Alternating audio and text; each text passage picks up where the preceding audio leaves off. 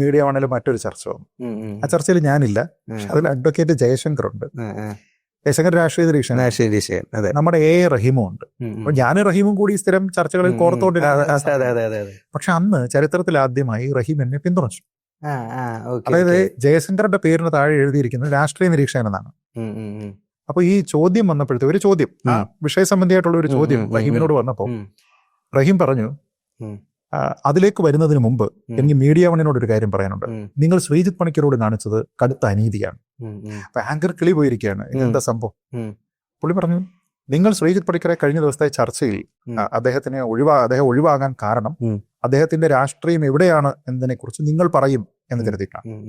അപ്പൊ വലതുപക്ഷ നിരീക്ഷകൻ എന്നെ അദ്ദേഹത്തിനെ വിളിക്കൂ എന്നാണ് പറഞ്ഞിരുന്നത്. അപ്പൊ അത് പറ്റില്ല എന്ന് പറഞ്ഞിട്ട് അദ്ദേഹം പോയി.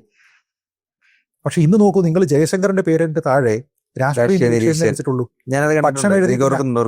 അപ്പൊ എന്നിട്ട് പുതിയ ആരോപിക്കുന്നത് ജയശങ്കറിനെ നിങ്ങൾ വലതുപക്ഷ നിരീക്ഷണം എന്നായിരുന്നു. CPI അല്ല പറയുന്നത്, ജയശങ്കറിനെയും വലതുപക്ഷ നിരീക്ഷകൻ.